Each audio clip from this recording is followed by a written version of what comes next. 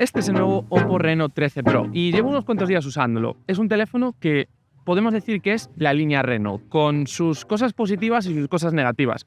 De hecho, lo primero que piensas cuando lo ves es que quizás el precio es un poco más alto que lo que debe, viendo las especificaciones. Pero es cierto que cuando lo usas durante unos días empiezas a ver otra vez lo mismo, las características de Reno. Y ahí hay muchas cosas. Uso, construcción, la realidad de las cámaras, incluso usando sensores peores, el propio software y otros pequeños detalles que quizás a una primera vista, cuando ves todas las especificaciones, no las tienes del todo claras. Por ejemplo, cuando hablamos del diseño, lo cierto es que cuando tocas el dispositivo ves que está un punto por encima, por ejemplo, de la generación pasada, que era un dispositivo más económico, y aquí el salto es evidente. Tenemos mejores materiales, está fabricado en metal, tenemos una trasera de vidrio y, como veis, tenemos aquí esta opción, ¿vale? Que es el color púrpura, que es un pelín diferente al otro. Tiene un pequeño dibujo en esta zona trasera que la marca dice que es la mariposa. Podemos estar de acuerdo o no, podemos valorar si esto es interesante o no. Lo que sí que hay que comentar es que es un dispositivo más fino que la competencia, y esto es importante porque después hablaré de la batería, que es un detalle a tener en cuenta. Es un poquito más ligero y está muy bien optimizado. Cuando juntamos todas estas cosas y notamos las sensaciones, los materiales y cómo está fabricado, vemos que el dispositivo es un poco mejor de lo que las primeras especificaciones podríamos pensar, o de lo que, por ejemplo, ha sido el Reno 12 o el Reno 11.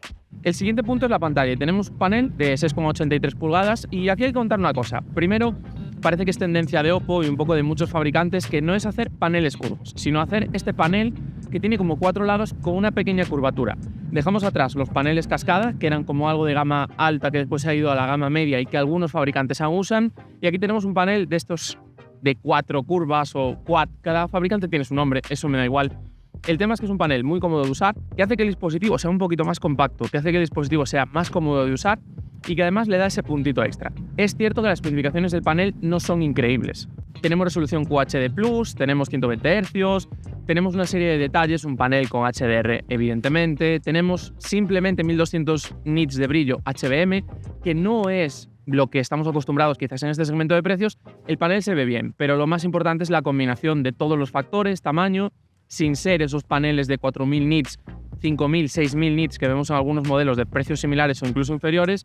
El panel es correcto. Y otro de los puntos es, sin ninguna duda, su procesador. Aquí hay una cosa a tener en cuenta, y es eso de esos detalles que cuando ves las especificaciones te echa un poquito para atrás, ¿vale? Es un MediaTek, en concreto algo que se ha desarrollado directamente para este dispositivo. Es un MediaTek de gama media, es el Dimensity 8300. Es cierto que cuando salió este procesador originalmente era una buena solución. Ahora, un móvil como este de 799 euros se antoja un poquito corto.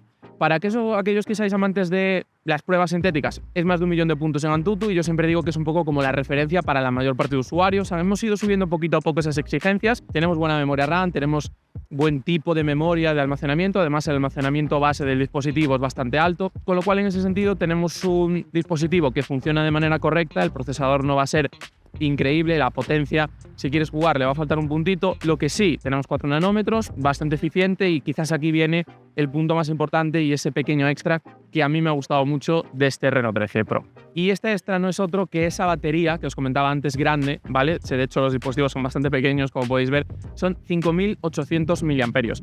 Cuando tú miras un móvil que pesa menos de 200 gramos, que tiene este grosor, que tiene este feeling y que en realidad tiene un hardware que no está del todo mal y que está bien fabricado y que tenemos unos márgenes bien aprovechados, hasta no hace tanto tiempo lo normal era ver en este tamaño más o menos entre 4800 y 5200 miliamperios, dependía un poco del fabricante y de algunas cositas extra.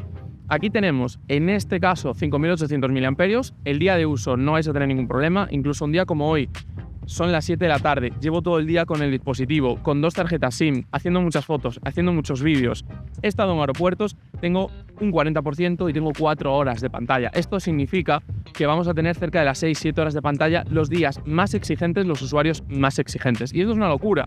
Un día normal, tranquilo, con wifi, que no me mueva mucho, vamos a pasar de las 7-8 horas de pantalla en un dispositivo que es bastante fino. Y tengo claro que este móvil para un usuario estándar se puede ir mucho más allá. Además tenemos 80 vatios, la combinación tamaño, peso, carga y batería, sin ninguna duda es una de las mejores, o podríamos decir casi la mejor de este segmento de precios. Ahora vamos a hablar de las cámaras, y aquí hay una serie de cosas que comentar. Oppo ha cambiado un poco su camino, o cambiado un poco lo que estaba haciendo. No digo que sea malo o no, digo que a mí personalmente no me gusta. No me gusta que un dispositivo de 799 euros utilice un sensor ultra gran angular de 8 megapíxeles. Y no solo no me gusta, sino que creo que no se puede hacer.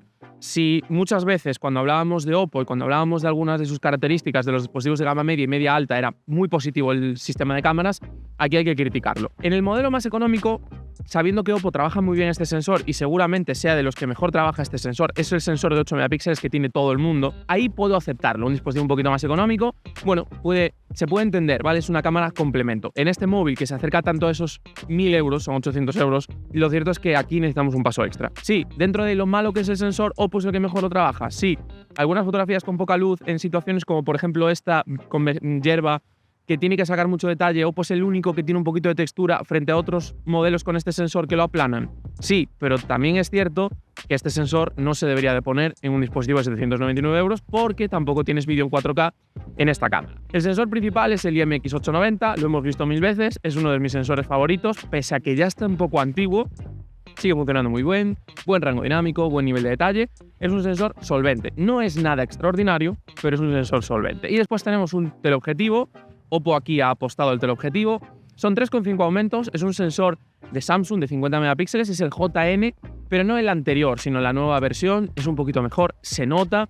Buenas fotografías en 3,5. Fotografías aceptables en 7 aumentos. Y sí, cuando nos vamos un poquito más al zoom, el fabricante deja ir hasta 120.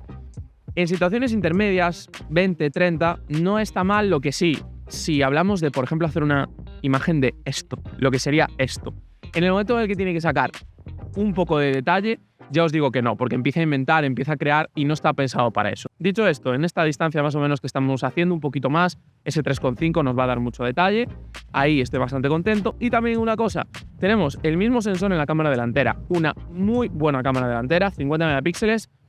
Creo que en este segmento de precios es la cámara delantera que más me ha gustado. Detalle, interpretación, rango dinámico. La duda, ¿es mejor una cámara delantera tan buena y recortar tanto en el ultra gran angular? No lo sé. Y vamos a hablar del vídeo, que no es algo que suelo hacer aparte, porque aquí hay varias cosas que comentar. Primero, por un lado, la cámara principal, el teleobjetivo, aunque con un pequeño asterisco, y la cámara delantera permiten el vídeo en 4K. El ultra gran angular ya he dicho que es solo Full HD, lo cual es un pequeño problema, pero la cámara principal y la cámara delantera tienen muy buen 4K, 4K 60, que además da mucha calidad. Me ha gustado mucho, me ha sorprendido. Ha sido una de esas cosas que dices tú, vaya, les ha salido realmente muy bien, sobre todo la delantera, la estabilización, el color, un poco la interpretación.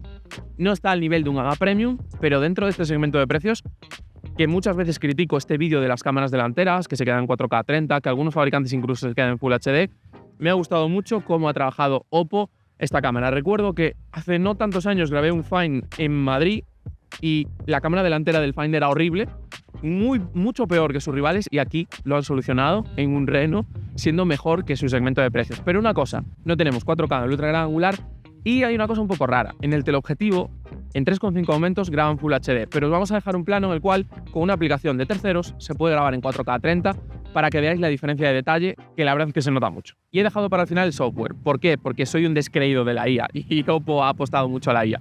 Es cierto que cada vez la uso más, cada vez tiene más sentido la integración con Gemini, tenemos ColorOS, tenemos Android 15 y aquí en este caso Oppo, pues hay que reconocer que ha trabajado muy bien algunas cosas. El otro día, por ejemplo, grabé una entrevista, el resumen, todo muy sencillo. Vais a ver planos de un pequeño brief que hice de la review del móvil en la cual comentaba algunas cosas, cómo hizo un resumen muy fácil con una serie de puntos.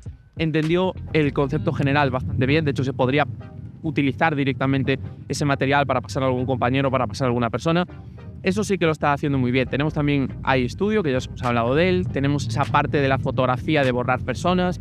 Hay muchas cosas y sobre todo es un sistema operativo que a mí me gusta mucho por la integración que tenemos con otros dispositivos propios de la marca. La opción de poder conectarlo con una tablet, muy funcional, muy rápido.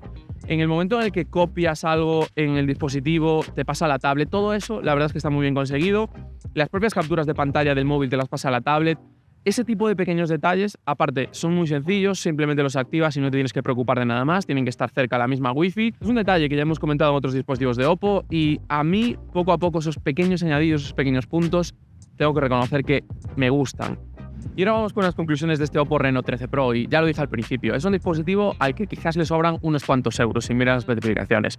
Es cierto que después el uso se parece más quizás a su precio. Cuando hablamos de el rendimiento normal, pues está un poquito por detrás, la pantalla quizás no es la más brillante, pero batería, carga rápida, diseño, incluso las otras cámaras que no sean el ultra gran angular funcionan muy bien. Oppo tiene suerte también porque muchos de sus rivales también se olvidan del ultra gran angular, entonces bueno, digamos que llegamos un poco al punto de equilibrio, ¿no? Incluso modelos más caros utilizan este mismo sensor, que los hemos criticado y por eso también hay que criticarlo aquí. Así que en general es un dispositivo que es cierto que esos 100 euros extra que quizás le han subido respecto al Reno 10 Pro, que fue el último gran gama media premium o de calidad o fabricado, quizás podemos decir que le sobran un poco. Están subiendo todos los modelos, habrá que ver cómo llegan los próximos que van a competir aquí. No estamos hablando de gamas altas, sino de gama media bien fabricado, o de gama media con mucha potencia, o de gama media con una pantalla especial, o cosas pequeñas, concretas, ¿no? Una cámara muy interesante por una razón. Esos gama media que destacan por algo. Aquí tenemos dos cosas, que es un muy buen diseño, más allá de que te guste o no el tema de la mariposa, y también una muy buena autonomía con un conjunto en el cual, a excepción de ese pequeño detalle de que no me gusta el ultra gran angular, no hay ningún punto débil real. Simplemente cositas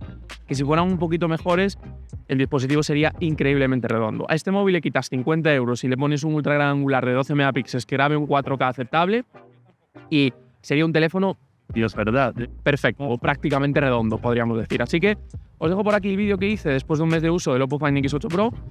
Sigue siendo uno de mis dispositivos, si no mi dispositivo favorito, sobre todo para hacer fotos, y más en una situación como esta. Y os dejo por aquí también el análisis que hice del Oppo Reno 12 Pro, que lo vais a tener mucho más económico. Es cierto que es no es la misma gama, sino que está claramente una gama por debajo, pero puede ser también un móvil interesante. Espero que te haya gustado este vídeo, no te olvides darle like, suscribirte y nos vemos muy pronto aquí en Urban Tecno.